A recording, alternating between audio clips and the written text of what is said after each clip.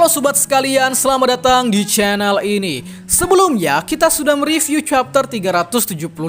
Dan seperti biasa, konten kali ini adalah pembahasan detail mengenai suatu chapter yang sebelumnya sudah kita bahas. Well, meskipun cukup singkat, namun chapter 375 memiliki beberapa hal detail yang perlu kita bahas.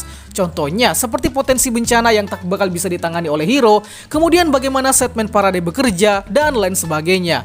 So, untuk itu akan kita bahas di konten detail kali ini. Tapi sebelum lanjut, subscribe channel ini biar admin makin semangat buat kontennya. Dan mari kita mulai. Bencana yang tak bisa dihindari. Sebelumnya, di chapter 374, salah seorang pembawa berita yakni Meryl menyampaikan kabar ke masyarakat Amerika mengenai fenomena cuaca yang ekstrim yang bakal berdampak buruk bagi Amerika dan sekitarnya. Dan ini disebabkan oleh peningkatan suhu secara ekstrim yang terjadi di Jepang.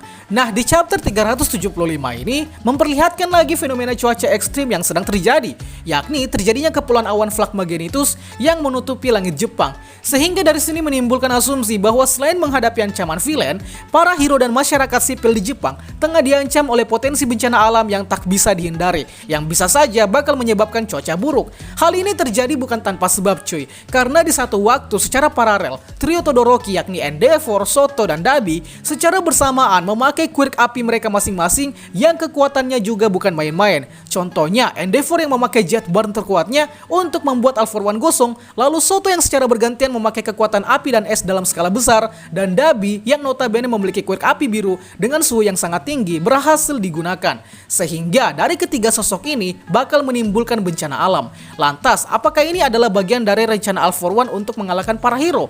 Bisa saja iya dan bisa saja tidak. Sebab All For One ini adalah mastermind di perang saat ini. Tapi jika saja potensi bencana alam bakal terjadi di Jepang, lantas siapakah hero yang bisa mengatasi bencana alam tersebut? Well, tentu saja adalah Deku.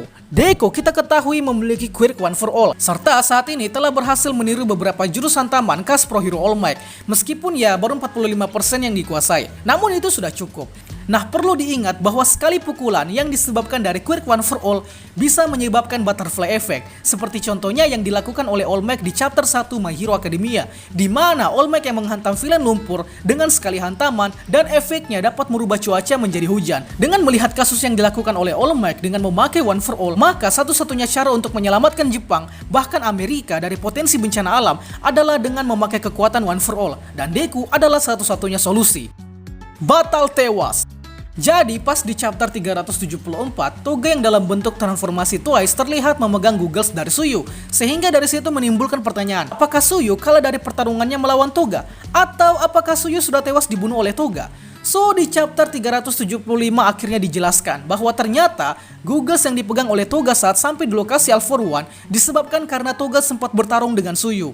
Ya, memang sih Suyu kalah dari Toga, tapi bukan berarti Suyu tewas karena pertarungan. Cuman memang sempat tumbang sih. Dan di saat yang sama, Toga memanfaatkan darah Suyu untuk bertransformasi.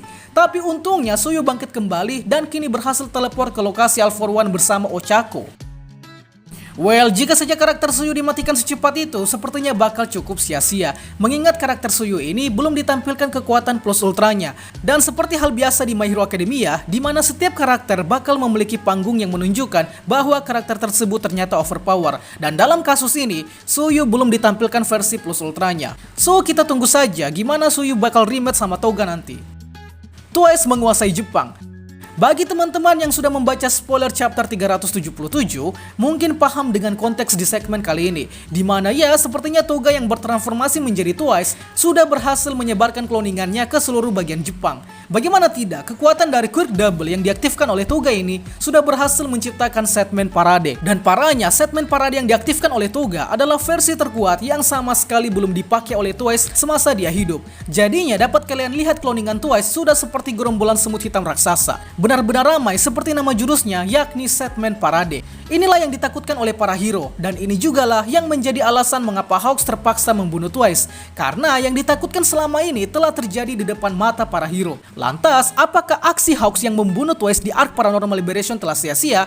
Ya bisa dibilang begitu, tapi sisi untungnya adalah besar kemungkinan efek dari Quirk Double yang diaktifkan oleh Toga ini hanya bertahan 40 menitan. Jadinya akan menjadi PR bagi para hero untuk mengatasi seluruh cloningan Twice. Tapi bagaimana solusinya? Sejauh ini tak ada solusi cuy, sebab jika melihat yang terjadi pada saat insiden Setman Parade di Arc Meta Liberation, Setman Parade benar-benar tak bisa ditanggulangi oleh Meta Liberation yang jumlah anggotanya mencakup satu kota. Jadinya Quirk Double benar-benar adalah bencana. Dan ya, jika tak diatasi, maka rencana All For One untuk menguasai Jepang bakal benar-benar berhasil dan hero akan kalah telak. Itulah pembahasan kita pada kali ini. Sanggap apabila ada yang kurang, request juga di kolom komentar untuk pembahasan selanjutnya. Dan akhir kata, see you next time.